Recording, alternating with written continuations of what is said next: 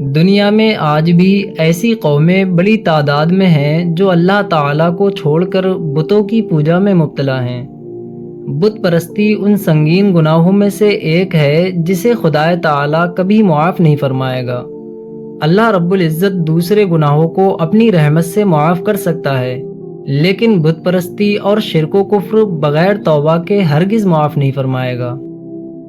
دنیا کی بہت سی قومیں الگ الگ قسم کے بتوں کی پوجا کرتی ہیں، اور ان کے پوجنے کا طریقہ بھی ایک دوسرے سے الگ اور مختلف ہے۔ لیکن سوال یہ پیدا ہوتا ہے کہ دنیا میں بت پرستی کی شروعات کیسے ہوئی، اور سب سے پہلے کس شخص نے بتوں کی پوجا شروع کی؟ اس کے بارے میں جاننے سے پہلے یہ جاننا ضروری ہے کہ بت پرستی ہوتی کیا ہے۔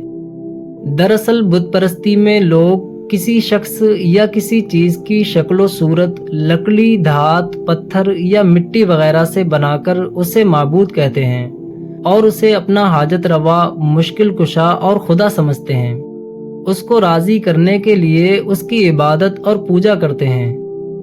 اب ہم ویڈیو کے اصل مقصد کی طرف آتے ہیں کہ بت پرستی کی شروعات کب اور کیسے ہوئی۔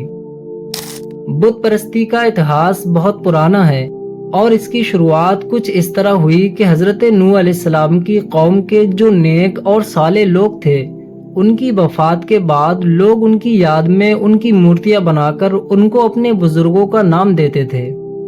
فور ایگزامپل ود، سوا، یعوق اور نصر، یہ وہ لوگ تھے جن کی مورتیاں بنائی گئیں، لیکن لوگ ان کی عبادت نہیں کرتے تھے۔ پھر آہستہ آہستہ لوگوں میں جہالت اور بے دینی عام ہوتی گئی، اور انہوں نے ان مورتیوں کو معبود یعنی خدا کا درجہ دینا شروع کر دیا۔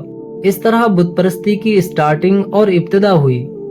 بخاری شریف میں یہ روایت موجود ہے کہ حضرت نوح علیہ السلام کی قوم کے نیک لوگوں کی جب وفات ہو گئی تو شیطان نے ان کی قوم کے دل میں یہ بات ڈال دی کہ ان کی مجلسوں میں جہاں وہ بیٹھتے تھے ان کے بت نصب کر دیں، اور ان بتوں کے نام اپنے نیک لوگوں کے نام پر رکھ دیں۔ چنانچہ ان لوگوں نے ایسا ہی کیا۔ البتہ اس وقت ان بتوں کی پوجا نہیں ہوتی تھی، لیکن جب وہ لوگ بھی مر گئے جنہوں نے بت بنائے تھے، اور ان کے بعد لوگوں میں علم باقی نہ رہا، تو انہوں نے ان بتوں کو پوجنا شروع کر دیا۔ اس روایت سے بالکل اسپشٹ اور ظاہر ہو گیا کہ بت پرستی کی ابتدا اور آغاز حضرت نوح علیہ السلام کی قوم سے ہوا۔ لیکن دوستو، عرب میں بت پرستی اور مورتیوں کی پوجا کب اور کیسے شروع ہوئی؟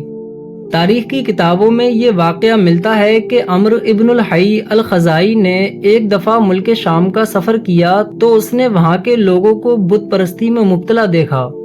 چونکہ ملک شام انبیاء کرام کی سرزمین ہے، چنانچہ اس نے بت پرستی کو دین حق سمجھ کر اختیار کر لیا، اور اپنے ساتھ ہبل بت کو لے کر آیا اور اسے خانہ کعبہ کے اندر نصب کر دیا۔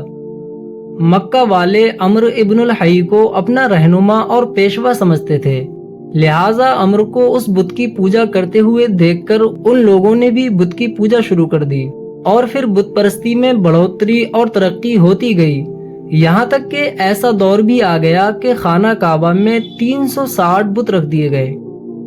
دراصل شیطان کا مشن یہ ہے کہ وہ انسان کو رب کی عبادت سے نکال کر غیر اللہ کی عبادت اور پوجا میں لگا دے۔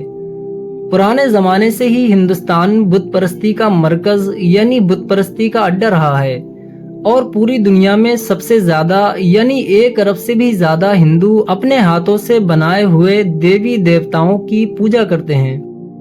دنیاوی تعلیمات اور شکشا حاصل کیے ہوئے اعلیٰ درجے کے ہندو بھی بندر، سانپ، چوہے اور پتھر کی مورتیاں اور ان کے علاوہ شیو جی اور پاروتی وغیرہ کی پوجا کرتے ہیں۔ اللہ رب العزت نے قرآن مجید میں شرک کو ایک بڑا ظلم اور ناقابل معافی گناہ قرار دیا ہے۔ مکہ کے مشرکین کہا کرتے تھے کہ یہ بت ہماری سفارش اور مدد کرتے ہیں، ان کی سفارش کے بغیر ہمارے مسائل حل نہیں ہوں گے۔ سورہ بقرہ کی آیت نمبر 186 میں اللہ تعالیٰ نے ارشاد فرمایا ہے کہ اے میرے محبوب صلی اللہ علیہ وسلم، اگر میرے بندے میرے بارے میں پوچھیں تو کہہ دو کہ میں ان کے بہت قریب ہوں اور ان کی پکار سنتا ہوں۔ قرآن مجید میں کلیئر اور خلاصے کے ساتھ بت پرستی سے منع کیا گیا ہے، اور بت پرستوں کو جہنم کے دردناک عذاب سے ڈرایا گیا ہے۔ مکہ کے مشرکین نے اپنے تمام بتوں کا کسی نہ کسی طرح کا رشتہ اللہ سے جوڑ دیا تھا۔ یہی وجہ ہے کہ وہ آپ صلی اللہ علیہ وسلم سے یہ پوچھنے آئے کہ آپ جس ایک اللہ کی عبادت کرتے ہیں اس سے آپ کا کیا رشتہ ہے؟ تو اللہ تعالیٰ نے سورہ اخلاص نازل فرمائی اور فرمایا، کہہ دو کہ اللہ ایک ہے، وہ ہر چیز سے بے نیاز ہے، نہ اس نے کسی کو جنا ہے اور نہ اس کو کسی نے جنا ہے، اس کے اقتدار اور اختیار میں کوئی شریک نہیں ہے۔ ویڈیو اچھی لگی ہو تو ویڈیو کو لائک اینڈ شیئر کریں، اور اسی طرح معلوماتی ویڈیو دیکھنے کے لیے چینل کو سبسکرائب کریں۔